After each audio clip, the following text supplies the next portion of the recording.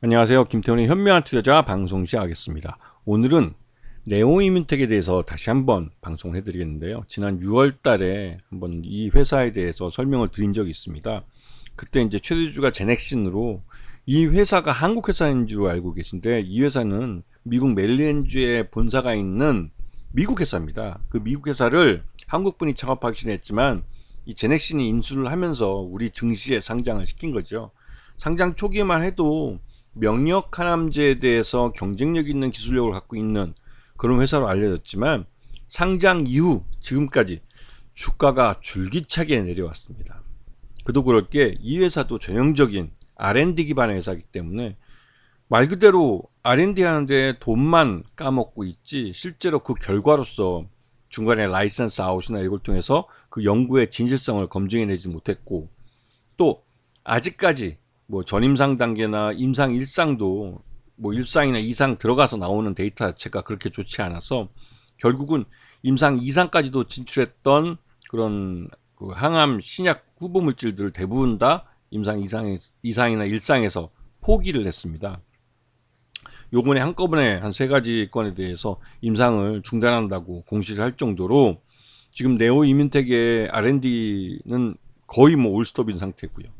그런 상태라 주가도 거기에 맞춰서 바닥을 모르게 계속 내려오고 있었죠. 이 회사 지금 이 파이프라인을 보시게 되면 그 세계적인 뭐 머크니, 러쉬니 하여튼 유명한 해외 그 이런 제약사들과 다국적 제약사들과 함께 하는 게 있습니다. 근데 고위험 피부암 같은 경우도 임상 실패했고요. 그러니까 이상에서 접어버렸고요. 그다음에 이 교보세포종에 대한 부분도 접었습니다. 결국은 지금까지 임상 1상이나 2상 또 전임상까지 포함하면 꽤 상당한 돈이 들어간데도 불구하고 그 원하는 만큼의 좋은 데이터가 나오지 않기 때문에 더 이상 여기서 3상을 한다는 게 의미가 없다고 해서 대부분 포기한 거죠. 한마디로 거기에 들어간 연구개발비들은 다 매몰 비용이 돼버리는 겁니다. 그런 이 회사의 처음 그 IR북에 이 항암제 개발은 마라톤 경주라는 이런 그 자료가 있었습니다. 근데 이게 사실은 이제는 이제 옛날 말이 돼버렸어요. 지금 바이오 업계, 바이오 신약을 개발하는 업계는 이 코로나 전과 후로 완전히 바뀌었습니다.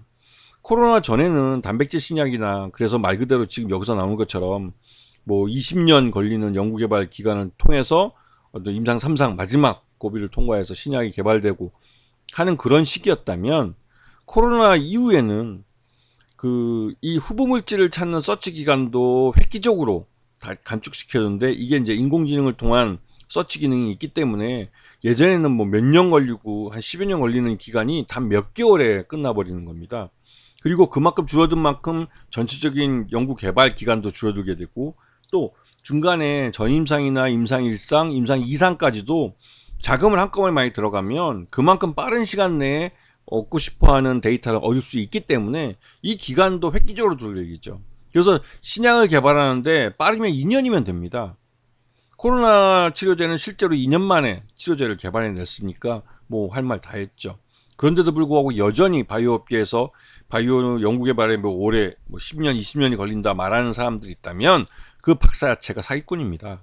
거기에 투자하는 투자자들은 자손사업가겠죠. 그런 바보 같은 짓은 뭐 예전에도 우리 그 헬릭 스미스나 그런 종목들, 우리 이제 바이오 1세대라 갈 수 있는 얘들이 이제 나중에 뭐 조 단위의 돈을 시장에서 뭐 받아서 연구개발 한답시고 해놓고 결국은 10여 년 만에 먹튀가 됐죠. 팔고, 회사를 팔고 나가버렸으니까요. 그 솔직히 그런 모습을 보면서 이 바이오 R&D를 하는 쪽에 대한 실망감이 굉장히 커지죠. 물론 그렇다고 투자를 안 할 수는 없습니다. 하지만 연구 개발하는 사람들도 그냥 시장에서 투자자들한테 손 벌려서 장학금을 받아가는 것으로 자기 논문을 쓰는 것에 만족해서 하지 말고, 투자자들한테 돈을 받아가면 투자자들한테 리펀드를 해줄 수 있는 결과물을 내놔야 되는 겁니다. 그런 것들을 만족시켜주지 못하는 그런 바이오 R&D 회사들은 상장을 해서는 안 되는 거예요.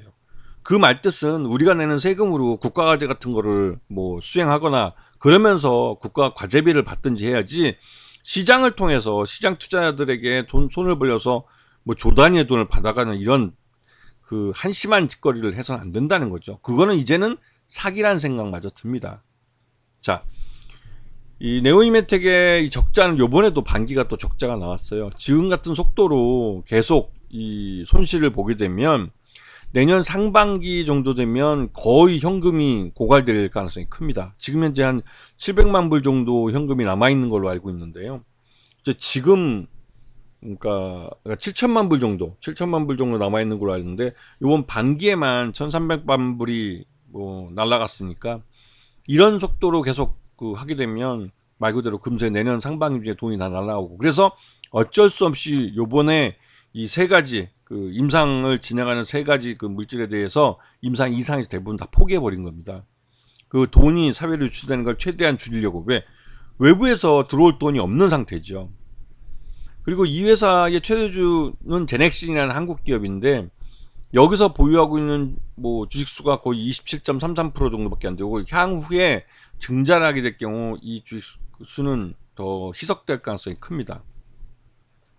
자, 그리고 그나마 네오이민텍이 이제 다른 무엇보다도 마지막 희망을 갖고 하고 있는 게 ARS 치료제라는 건데, 이 ARS 치료제는 말 그대로 방사능에 피폭된 사람들에게 초기에 대응하는 그런 치료제라고 할 수가 있죠. 그래서 이 ARS 치료제는 사람이 이 방사능에 피폭된 다음에 그러니까 피폭된 다음에 그 결과를 확인하는 그런 임상을 할 수 없기 때문에 전임상만으로 전임상에서 나온 데이터를 고스란히 인정을 해서 약으로서 인정을 해주는 겁니다. 임상이 불가능한 약이기 때문에 그렇죠. 그래서 이 ARS 치료제에 대한 개발은 굉장히 빠릅니다.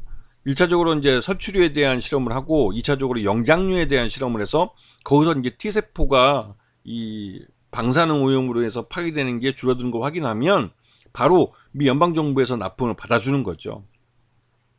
그렇게 해서 미군들이 나중에 미군이나 미국인들이 핵전쟁이라는 걸 발생했을 때 그 핵전쟁의 방사능 피폭으로부터 우선적으로 치료제로 사용할 수 있도록 전략물자로서 비축하는 겁니다. 네, 그래서 이거는 미국 정부가 오케이 하면 바로 매출이 발생시킬 수 있는 거예요. 다만 기존에 이 미국 정부, 연방 정부에다 납품하는 미국 업체들이 있습니다. 그 업체들과의 경쟁에서 과연 인정받을 수 있을 만큼 그렇게 효율적인 결과를 내놓을 수 있는지는 아직 모른다는 거죠. 자, 최근에 이 네오이메텍의 주가가 이렇게 급락하는 이유는 쿼드 자산운용이 갖고 있던 보유 지분을 뭐 팔고 있어서 그런데요. 거의 지금 대부분 다 매각했을 가능성이 큽니다. 왜냐면 지금 5% 룰에 따라서 공시를 했지만 5% 미만으로 떨어지면 즉시 보고 의무가 사라집니다. 그래서 분기 끝이나 나중에 뭐 5% 그러니까 5% 이상 주주를 공시하는 그런 사업보고상에서나 노출이 되지, 실제로 이 회사가 보유하고 있는 지분이 대부분 다 매각됐을 가능성이 크죠. 그래서 주가가 더 끌어내리는 이유도 있고요. 자, 최근 들어서 이 네오이민텍의 지금 주가 흐름을 보시게 되면 2%대에서 뭐 거의 뭐 변동이 없습니다. 다만 2.64%까지 갔다가 지금 2.50%까지 줄긴 했는데 2%대의 주식에서 뭐 꾸준히 유지되고 있는 그런 모습이 있죠. 자, 이 네오이민텍이 상장해서 거의 3년 동안 흘러내리기만 했습니다. 그리고 얼마 전 7월 13일 날 1795원 최저점을 찍었고요. 그리고 지금 현재 2,000원대에서 지금 횡보하고 있는 그런 모습인데요. 지금 시장에서는 이 ARS 치료제라는 게 후쿠시마 방사능 오염수를 바다에 일본이 이제 폐기하기 시작하면서 전 세계 바다가 방사능에 오염될 가능성이 큽니다. 그게 뭐 알프스라는 기계를 통해서 뭐 핵종들을 걸러낸다 얘기를 하지만 현대의 우리 인류의 과학으로는 아직까지 완벽하게 방사능에 오염된 물질들을 정수하거나 정제할 수가 없습니다. 그래서 비싼 돈 들여서 알프스라는 기계를 만들었고, 그 기계를 통해서 비싼 돈 들여서 이런 어떤 정수 처리를 해서 국민의힘에서 뭐 처리수라고 얘기를 하는데, 처리를 한 그 물을 버리는 겁니다. 비싼 돈 들인 그 비싼 물이에요. 그런데도 불구하고 버리는 겁니다. 그렇기 때문에 그 버린 물이 바다에서 어떤 전 세계 바다에 의해서 희석될 거라고 그러지만 핵은 사라지지 않습니다. 핵물질, 방사능 오염물질은 사라지지 않고 계속 그 물속에 둥둥 떠다니는 거죠. 떠다니는 게 아니라 그 물속에 있는 것이고, 또 그 방사능 뭐랄까 폐기물이죠. 폐기물을 물고기나 이런 수산물들에 묻어서 또 아니면 물고기가 먹고 해서 그 물고기를 또 이 수상 생태계를 통해서 계속 먹이사슬을 통해서 올라가다가 결국 인간의 식탁에 올라오게 되면 인간이 내부 피폭을 당하게 됩니다. 그럴 때 이 회사의 ARS 치료제가 사용되는 거죠.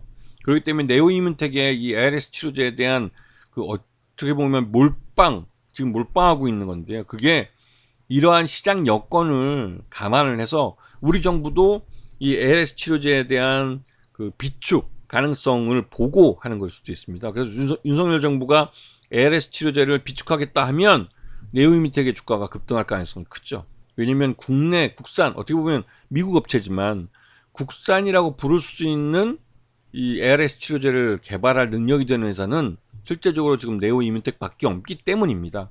이런 측면에서 이 회사는 이제 좀 아이러니하지만 관심을 갖고 보셔야 될 때가 되지 않았나라는 생각이 듭니다. 그래서 지난번 6월 달의 방송과 지금 8월 달에 제 방송이 좀 차이 나는 부분이 있을 텐데요. 그런 부분들은 시차를 두고 방송을 들어보시면 이해를 하실 수 있을 겁니다. 주가라는 건 항상 시장에서 이 시장 환경에 따라 변화되는 부분이기 때문에 그 변화에 맞춰서 카멜레온처럼 투자자들은 변할 수 있어야 됩니다. 제 책 주식 투자 제1원칙에서도 그러한 부분을 밝혀놨는데요.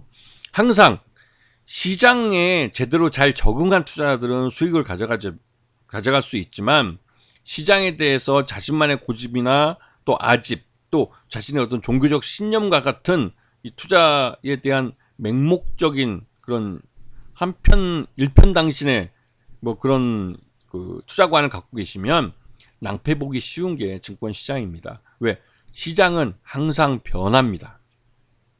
그런 부분을 잘 인식하고 계셔야 되는 거죠. 아시겠죠? 자, 오늘 방송 여기서 마치겠습니다. 감사합니다.